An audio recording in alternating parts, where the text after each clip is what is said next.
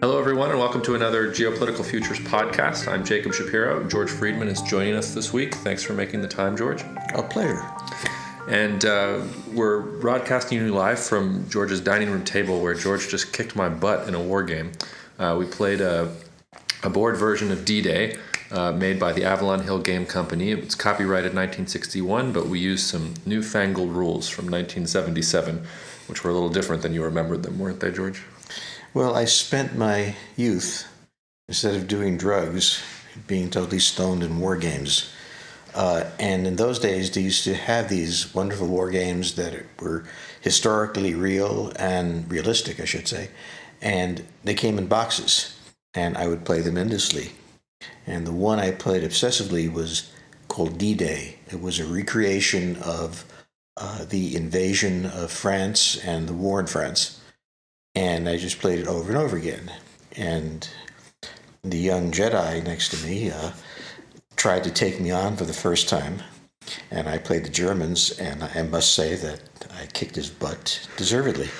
Yes, I don't think I can claim to be a Jedi. I'm still at the Padawan stage based on how I did, and even then I might not be worthy of the title.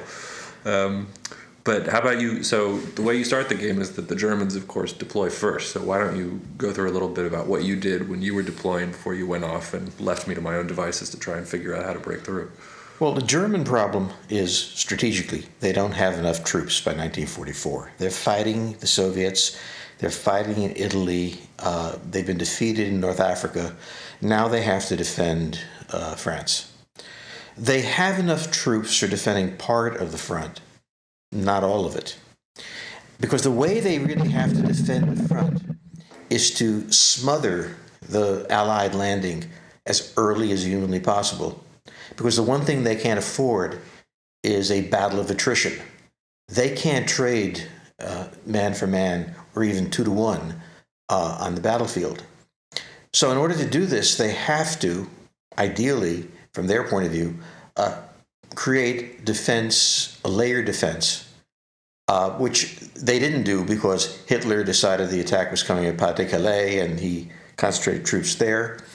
And Rommel really wanted to engage them on the beaches, which was a bad idea because what this game showed was they needed to have a broad defense. Now that defense ends. They can't keep that kind of depth going. And somewhere around Normandy, as history showed, they get thin enough. Jacob chose, for reasons of his own, not to attack at Normandy, but to attack at Pas-de-Calais, which meant that his airdrop was completely annihilated. Most of the forces that landed were knocked out, and he was stuck inside of two fortress cities where he was safe, but he wasn't going to launch an attack. The reason that you don't want to attack at Normandy is it's so far from where you want to go, which is to Germany. It's hundreds of miles further away. And yet, as Eisenhower understood, that was the place to go, but not only because it was a place where they can still get to France, but it was the place they could force the Germans into a battle of attrition.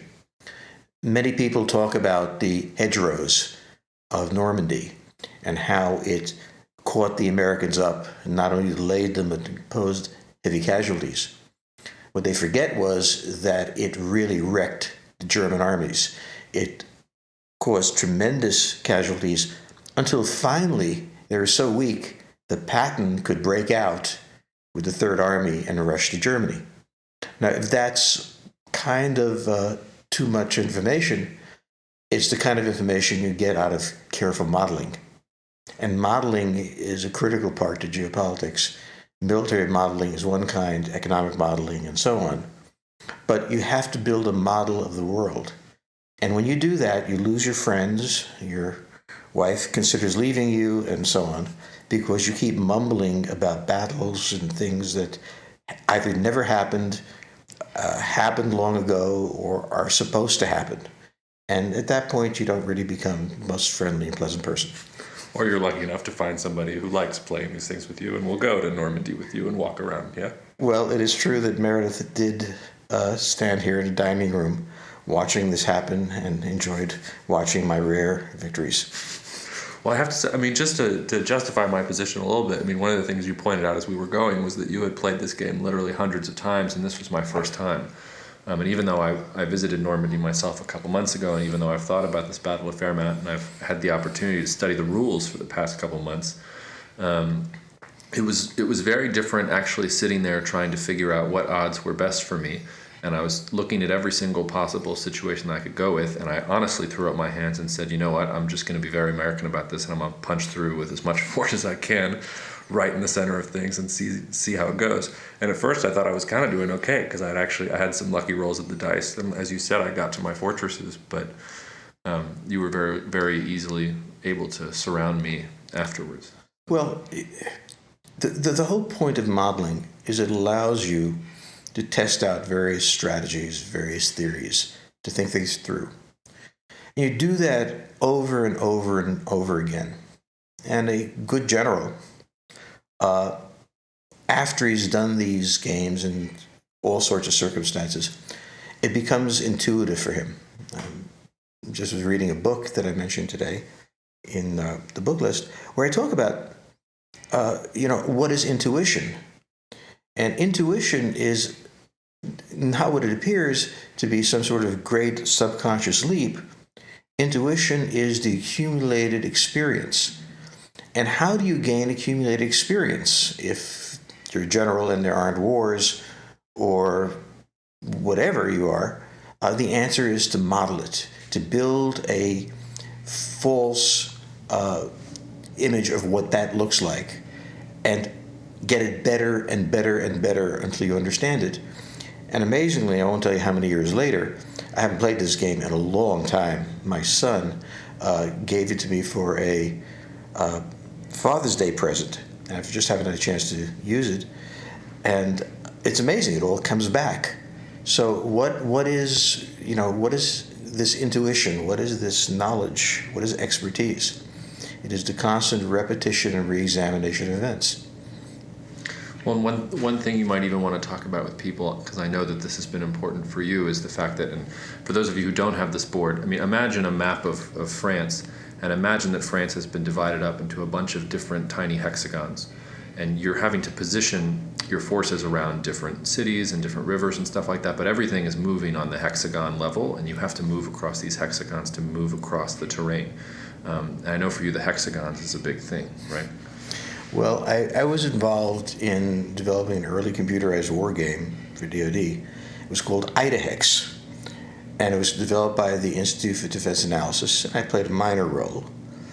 But I will claim to have suggested to the designers that we ought to use a hexagonal mapping system.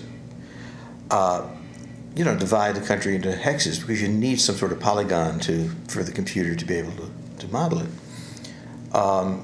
And I pointed to the Avalon Hill games as the example to be used. Now, there are many other people who will claim responsibility for that and will deny that I had anything to do with it. But I can assure you they're wrong. That was mine. Yeah. Well, I guess one of the other things to point out, though, is that you set up the German side of the board and then went into the living room to read your iPad for a while. And I got to try and plan my attack knowing exactly where all the German forces were. So Eisenhower, when he was sitting there trying to figure out what he was doing, I failed miserably even knowing every single piece of information I would have needed to know to successfully plan the battle, right? Like, Eisenhower didn't really have a sense, really, of all the intelligence that he needed to make his decisions, right? Well, he had a pretty good sense. He didn't have a perfect sense, but because of the intercepts, the Enigma intercepts, they had a pretty good idea of where the Germans were. And the Americans had air superiority over France, and they had reconnaissance flights. Even so, I mean, there were important tactical mistakes made. We assumed there were guns at Pas-de-Calais. They weren't there. We assumed that a German division that showed up at Omaha Beach wasn't there. But in war, mistakes are inevitable. You're constantly adjusting for errors in intelligence, in judgment, and so on. War is the ultimate imperfection. And what Eisenhower was able to do is trust his subordinate commanders to deal with the tactical imperfections. Trust that the plan that had been laid out and wargamed and analyzed over and over again for a year was not just going to work, but there was no other choice. You couldn't really freelance this. And if you were going to freelance it, it had to be at a much more junior level. So one of the ways to look at it was that the lesser generals really won the battle. I'll say the sergeants did. The sergeants that held together their units or regrouped their units and who were able to think through the tactical situation, protecting their men as much as possible, fighting the enemy. For me, the power of the American military has never rested in the staffs or in the generals. It has always rested in the sergeants, who from the Civil War and before were the ones who held it together. There's a story about Normandy, about not being able to break through the hedgerows. These hedgerows were where hedges grew taller than a human being, the ground underneath them.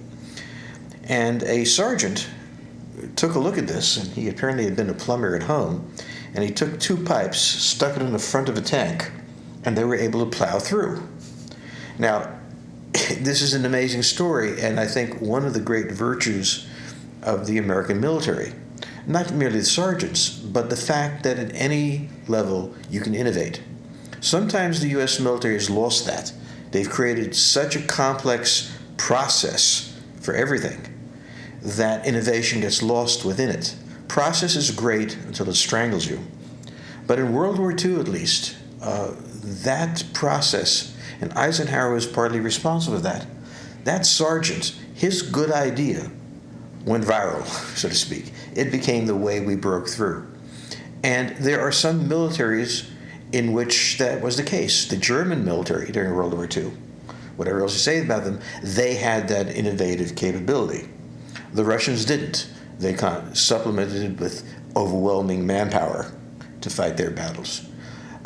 Each country has its own military culture, but it's interesting to bear in mind that military culture always spins over into civilian life.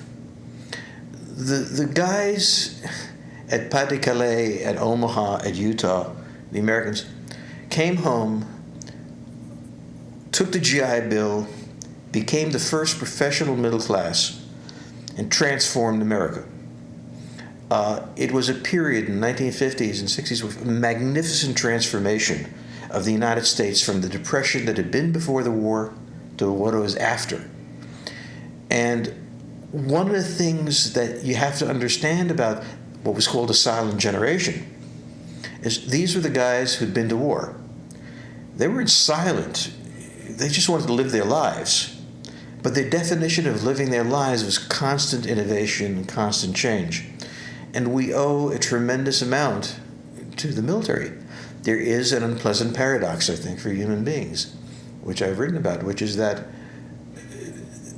war is an opportunity for tremendous innovation. And many of the things that we have today had their origins in the military, in warfare. But certainly it was the mindset of these guys that I was in retrospect, totally amazed by. I'm not sure we still have that. I'm not sure we have it in the way they have it. We think today that we're very innovative because we come up with Tinder or some, say, an application. These guys changed the face of America.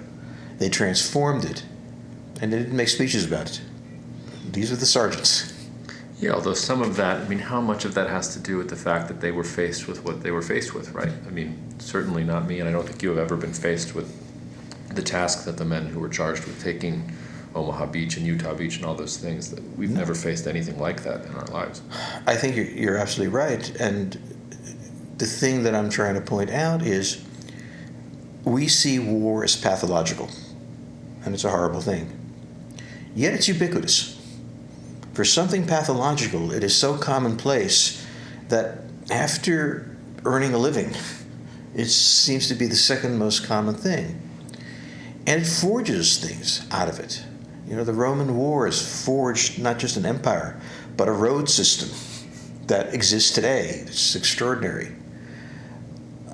Whether we like it or not, I mean, being for or against war is kind of a meaningless thing. It is. And we have to understand what it does. It creates a level of discipline in those who survive it, both civilian and military, that when translated to everyday life can, not always is, but can be transformative.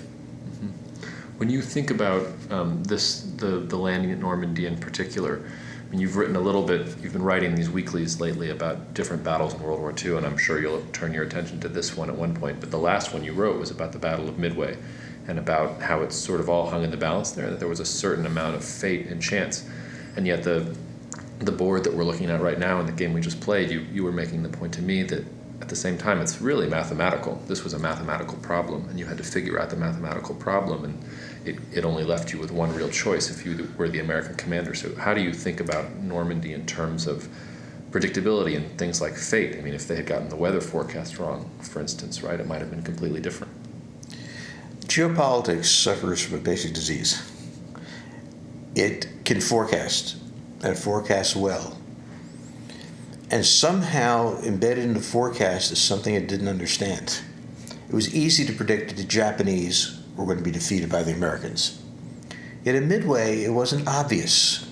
Some readers have sent in saying that it really was. But from my point of view, it's not clear that the war in the Pacific would have been won if we'd lost our 3 carriers in that battle. When I look at D-Day, the answer is the Germans are spread so thin that even if the invasion of Normandy would have failed, the Soviets would have been able to break the Wehrmacht's back, and that may be true. But the heart of war is an eccentric resistance to mathematics. Much of the way I approached war was mathematical. Some of the math was good, some was questionable. But in all the ways that I did it, there always turned out in the battle I looked at to be a moment where it could have gone either way, where the outcome was unpredictable. And that makes me very uncomfortable because I like predictability. You know, you just wrote something on Civil War, where you spoke about Picketts Charge. See, to me, that battle was lost well before Picketts Charge because it wasn't the battle that should be fought. Longstreet told Lee that this was the opportunity to go east, to swing between Baltimore and Washington, to isolate Washington and bring it down. Now, from an analytic point of view, I think I'm right. The key to this was Washington. The Army of Virginia was in a position to isolate Washington. Lee discarded that chance in favor of an engagement on unfavorable circumstances with the Union. Now, the question in that battle is, to me, from my point of view, is Lee simply didn't listen to Longstreet, which he should have, and he didn't listen to Longstreet because he was caught up in a Napoleonic vision of war, of grand attacks over open ground, and didn't understand really the strategic foundation. Okay, if Lee had listened to Longstreet and had swung to the east, would the Union have been dissolved? Would the North American geopolitical situation been wildly different? Would all of history been changed? I hate those moments. I hate those moments that depend on judgment. And on the other hand, reconciling the geopolitical concept of necessity with the strangest events and then saying, well, don't worry about the strangeness, it would have to happen anyway. It's one of the things at this point in my life that I'm struggling with. There is too much eccentricity to the world, and yet there's an order, and I don't understand how these two fit together. Yeah, the one thing I would respond with is that you're right that by the time that it's Pickett's Charge, the battle is over, and that was the wrong mistake. And for some, that's one of the reasons why I think Pickett's Charge is interesting, because I rate Lee's ability as a strategic thinker rather high, and it was so obviously the wrong decision. I mean, you could almost compare it to me trying to punch a hole through your German defense here on the board, right where you were strongest, rather than thinking about it for a second and trying to do something. But the point at which you're saying that Longstreet told Lee to move towards Washington, there were two main problems there, or at least two main reasons that I can think of that Lee was thinking. The first was that he had come so close on the first day. And it really was within his grasp. But the second and more important thing was that he still didn't have his cavalry. He still didn't have Jeb Stuart there to tell him how big the Union force was and how far they extended. And even if he had wanted to take Longstreet's advice, he wasn't sure exactly where the disposition of Union forces were, and that entire campaign was cursed from the beginning because Stuart went on his ride around the Union to try and make up for getting caught on the way up to the north, and in so doing, Lee really lost all of his intelligence, and Lee proved to not be flexible enough to shift his plans once he lost his access to what he thought was his perfect intelligence. So I would say that in some ways he was boxed in because he had to command the entire force, and he looked at Longstreet and said, yeah, that would all be well and good, but I have no idea where they are, and I'm not going to try and make that kind of move if I don't have the cavalry to skirmish along that side, so we're going to try and whip them here. For me, the bigger question is, why not after you fail on day 2, why don't you pull back, and why don't you check about the fact that you're low on ammunition now and that you can't actually stand in the battle against the Union and that they've reinforced themselves and that now is the time to get defensive and crouch into your own defensive position rather than make that attack. Because people have a tendency to double down. After they have lost, if you're sat with a bad poker player and you just taken him apart and he doesn't understand why, he's going to go big. And that's what Lee did. But I would put it this way. The South was at a strategic disadvantage. The North had all the advantages. Lee's move into Pennsylvania was a Hail Mary. He desperately had to win the war. Now, the question that he should ask is, if he had won at Gettysburg, would the Union have collapsed? And I would argue that the army would have dispersed, it would have regrouped, and the North had resources. However, if he threatened Washington from the North, if Washington could no longer communicate effectively with the rest of the country, that would have mattered. So the Hail Mary was called for. He was throwing one, but he didn't go for the jugular. Now, there's a way to explain this, which is that Lee was trained at West Point in Napoleonic tactics. Grant later was also trained in Napoleonic tactics. He just didn't buy it. Grant understood that the North's advantage was resources, and he was going to stand on that line all summer if he had to, grinding the enemy down, kind of like we were talking about Eisenhower did in the hedge country. So partly it's the training that you receive, and partly it's your ability to overcome that training, to learn from it. And it's interesting because I've never been able to find an explanation of how Grant learned what he did. In some ways, Grant is more interesting than Lee. Lee is a gentleman. He's very much the sort of person you want an officer to be. Grant isn't. He's an alcoholic. He's nasty. He is brutal. Yet Grant managed, out of the same school, to leave with an understanding of what contemporary warfare looked like, where Lee never grasped it. So for me, I keep coming lately back to the question of learning. Because if I'm going to understand the role of accident in history, then I have to understand how people deal with accidents.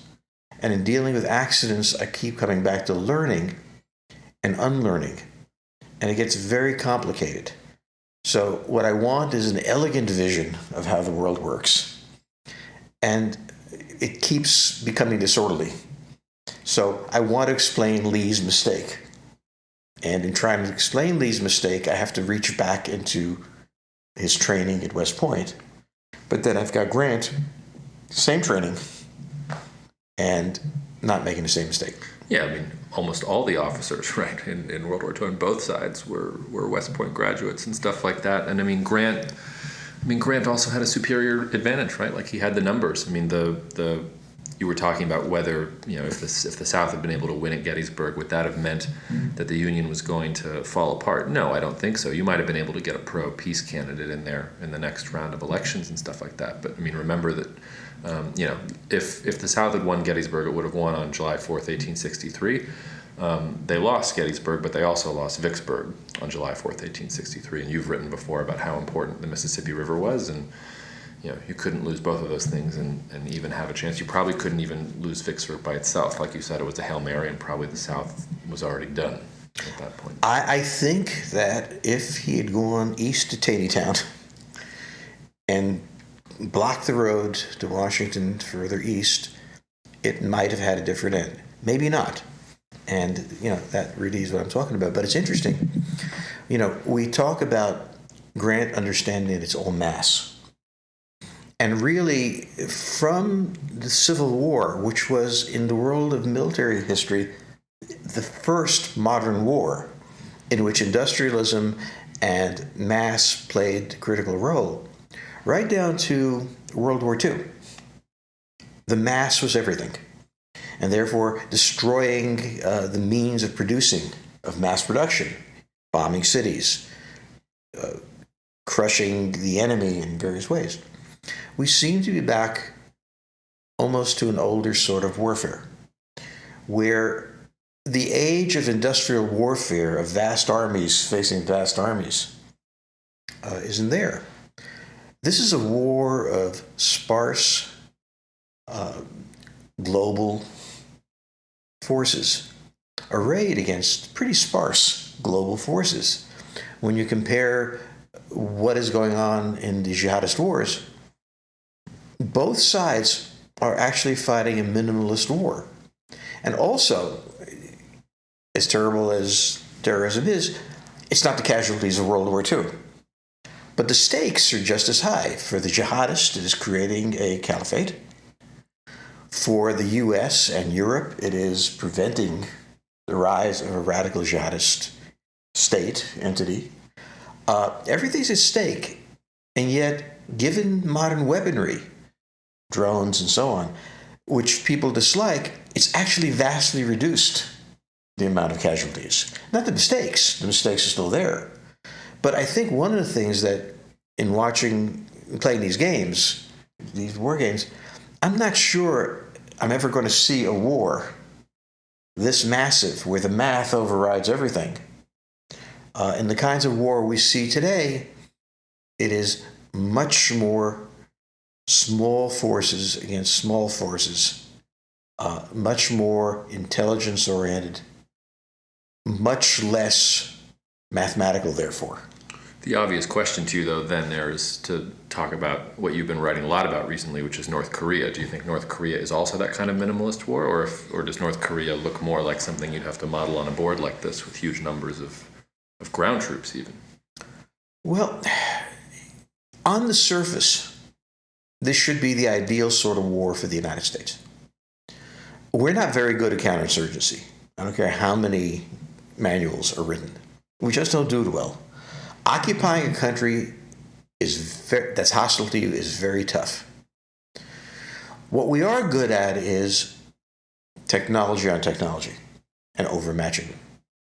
In this case, we are facing the danger of a potential ICBM, nuclear-tipped, winning the United States. Secretary Mattis has said that can't be permitted. So you have a problem. One, locating the nuclear sites. Two, eliminating the artillery deployment north of Seoul, knocking out the nuclear facilities. All this should be done from the air. And yet, how do you make certain that you've actually knocked out a hole in the ground? How do you know what was in it? And how do you avoid the air defense systems that the North Koreans have around their artillery while you're suppressing that air defense system? They're shelling Seoul. So, again, somewhat unlike World War II, it has a tremendous complexity. Now, part of that is the North Koreans created that complexity over the past 15 years. While they have been looking to develop nuclear weapons, they've also clearly gamed out the crisis point over and over again to create a situation where there's sufficient uncertainty, potential casualties, that the Americans grow shy of it. I've spoken to several extremely intelligent and experienced military officers who make the case we're just going to have to accept North Korean nuclear weapons because we don't have the means of eliminating them without devastation to Seoul. Now, the counter-argument is if we don't have the devastation of Seoul, we may wind up with the devastation of other cities. So you can pay now or pay later. But I understand the argument. But it still doesn't have the feel of mass warfare. We're talking about small quantities, small uncertainties, great unpredictabilities. It's not like the German invasion of Russia, the Soviet Union, that was planned with meticulousness based on industrial strength forces facing industrial strength forces. This is highly technical, but also has so many unknowns built into it that even people who normally would be vigorously in favor of an attack are shying away from it. So I think it's reached a new kind of warfare among the jihadists, but another new type of warfare in which the technology on both sides has become so complex that there's a vast range of uncertainty that political leaders really don't want to engage in if they don't have to. Counter-argument to what I just said is every war has been uncertain, and every war, the certainty of success has been followed by the uncertainty and possibly failure. So war is something that we always imagine and is always imagined to be easier than it is. But certainly the North Korean thing is turning from okay, this is what we know how to do, and we're going to do it well, to I don't know if we can do this. And there's no question but, the president is going to have to make some decisions. And it's going to be important to bear in mind that whoever he listens to, only the president can make this decision. And as you said, no matter what he does, that in the end he won't be able to be sure about exactly what's going to go on, because once you make these decisions, everything is actually completely unpredictable, as uncomfortable as that makes you feel. Well, it depends what kind of bracket you put on it. Would World War II have been won even without a Normandy invasion? I think yes. Would post-war Europe look the same? No. But the war itself, I think, on a broad bracket, was predictable. I don't know that the jihadist war is predictable. And although a couple of months ago I was pretty certain how that war would look, and I shouldn't listen to people because they confuse me, I now reached a point where if these guys are nervous about it, why am I so confident? Naturally, my son, who's in the Air Force, will be very happy to say that the Air Force can take care of this entire matter without any help. The Air Force has said that in every war we've had since World War II. It's never been the case. I hope he's listening. I'm sure he is. And on that note, I think we'll sign off here. But thank you, everyone, for listening. As always, you can send in comments to comments@geopoliticalfutures.com. I'm Jacob Shapiro. Again, this was George Friedman. And if you guys enjoyed this episode, we might do this a little bit more, these types of wargaming things and thinking about historical battles. So we always welcome your feedback. Thanks, George. Thank you. Thank you for listening. For more geopolitical insights from George and the team at Geopolitical Futures, sign up for our free weekly email newsletter using the link in the description.